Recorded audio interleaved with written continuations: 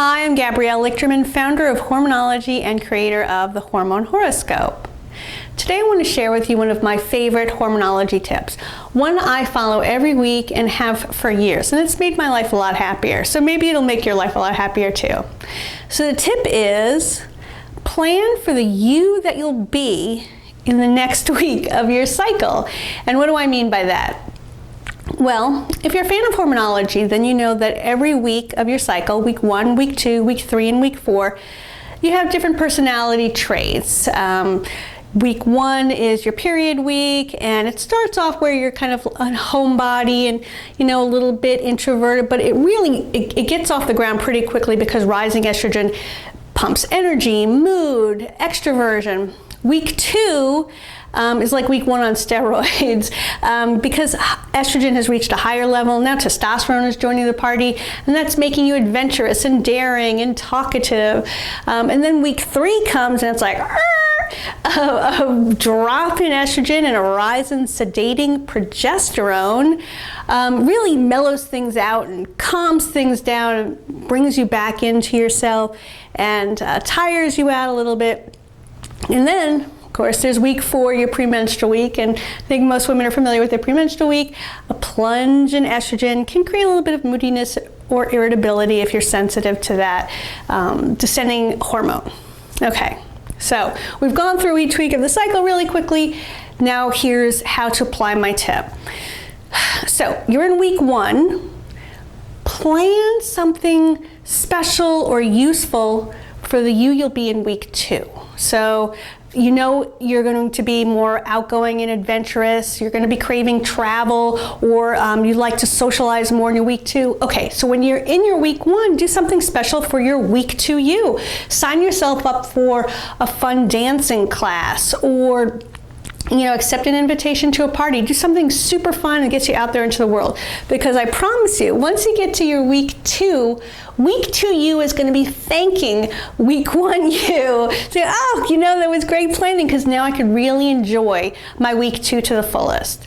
Now here's how I use this tip every week of my cycle. Now I have a lot of different things that I like to plan generally for each week of my cycle, but there are favorites. So when I'm in my premenstrual week, I know that I kind of get a pretty quick lift off in my week 1.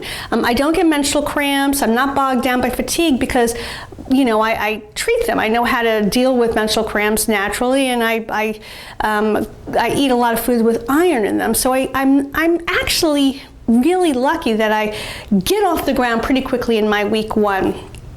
And so, knowing that, in my premenstrual week, I'll tie up loose ends, I'll organize my desk, I will prepare myself so that I can launch new projects or make greater headway on tasks I'm in the middle of during my week 1. So once I'm in my week 1, I'm like, yes, thank you, premenstrual Gab, for setting me up. Then when I'm in my week 1, I prepare something exciting for my week 2, because I really hate going through week 2 without doing something super fun and exciting. It's like such a loss, I mean, this is the one week when things really peak. And I'm actually a pretty shy, introverted person, so if I don't take advantage of this week 2, extroversion, I'm going to miss out. I'm going to go right back into my shell in week 3 and week 4. So during my week 1, I look, in event calendars, or I ask around what fun thing is going on that I can attend or participate in. So once my week 2 comes around, of course I'm thanking week 1 self. Once I'm in my week 2 though, I know that things are going to change drastically in my next week. Week 3 Gab is going to want something completely different. Week 3 Gab is going to want to do an activity that matches her mellower week 3 self. And so, actually this month I ordered some bath bombs because my back has finally gotten to a point, post-surgery and healing, that I can climb into a tub and enjoy a bath. And I know that during week 3, that kind of mellow activity is something I'm going to enjoy more. So I ordered the bath bombs so that they're available for me during my week 3. So now week 3 Gab loves week 2 Gab. Week 4 GAB, premenstrual week. Well, okay, this is going to come as no surprise, but premenstrual GAB really loves food treats, something special. Generally cake, because it's one of my favorite food groups. Okay, it's my favorite food group. So generally I would,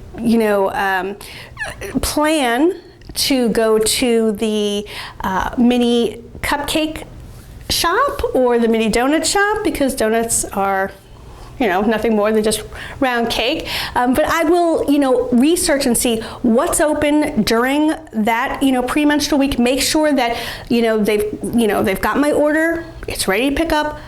There's going to be no problems, because what is premenstrual GAB also not like? Unexpected snafus. So week 3 GAB is going to make sure that week 4 GAB has no unexpected snafus, and that she has a plan B in case plan A falls through, because again, premenstrual GAB, not a fan of the unexpected mistakes and problems. So this is how I plan every week ahead to make myself a little happier each week. And I'm sharing this tip because I think it would make you happier too, and it's really easy to do. You know what you're going to be like in your next week?